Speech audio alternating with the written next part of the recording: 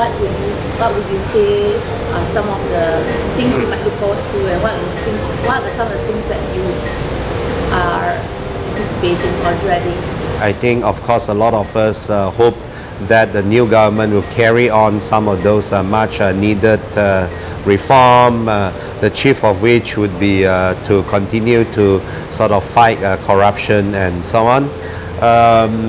What we would perhaps not like to look forward to is sort of repetition of what happened 20 years ago when there was a huge fallout between Dr. Mahathir and Anwar Ibrahim.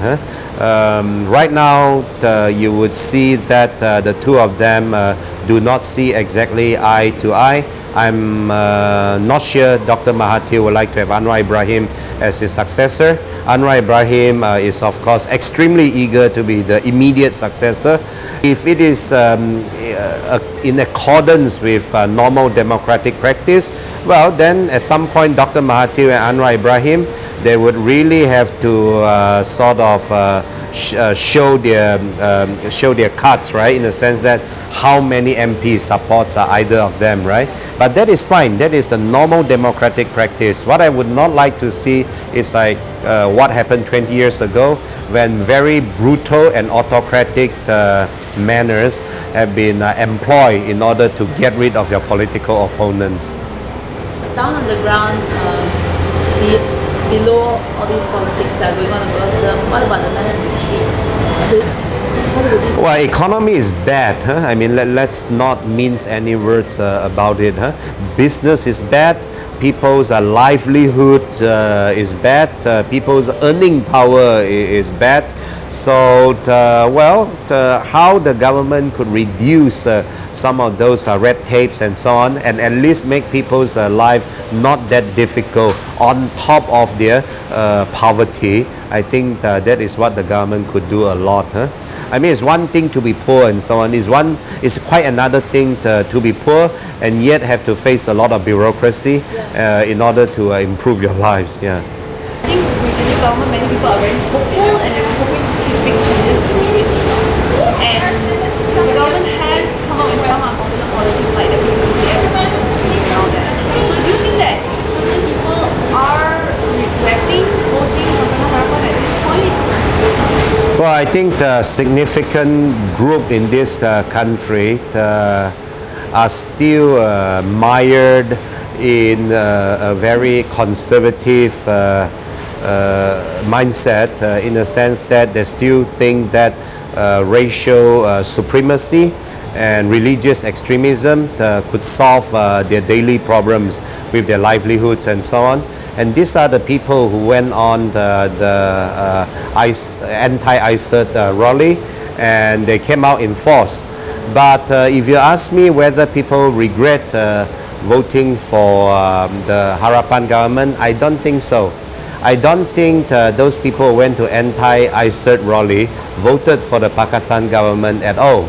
Because if you look at the results of the last election, up to 70 to 75% of Malay voters did not vote for the Pakatan government.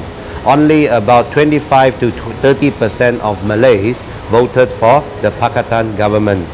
Whereas if you look at the non-Malays, over 90 to 95% of them voted for the Pakatan government. Well, because they chose to be more progressive and they chose to look forward to racial equality. So no, I don't think people regret voting for Pakatan, because those who voted for Pakatan, at least they see that those who are kleptocratic and extremely corrupt could be charged in court. Whereas before, if you even criticize those people, you will be charged in court. Measures like these that kind of strong arm people debate like your dads, and if they continue, and this has cast quite a popular shadow on the government, if they continue along this path, will they lose their popularity? Yeah. Well, over half a century of blatant misrule by the previous government has cultivated in the minds of the Malaysian people what perhaps Dr. Mahathir will call a dependency culture, very much a lot of us would like to depend on government handouts in order to carry on with our daily lives. Granted, we are a developing country, so we need to work extra hard in order to make a living. But a lot of people, well, again, this is according to Dr. Mahathir, would not like to work very hard. Instead, they would like to get the handouts from the government. So again, as long as we don't change this sort of dependency attitude or culture, and we don't change this sort of bad corporate governance culture, it's very difficult for us to be so-called weaned away from this sort of government handouts, right?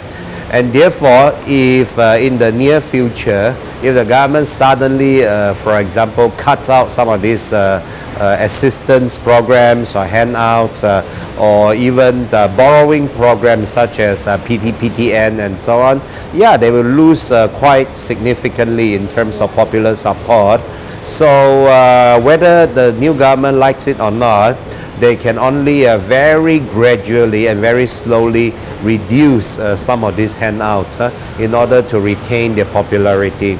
If you take away some of these handouts which people consider rightfully theirs, well, they would not vote for you in the next election. Yeah.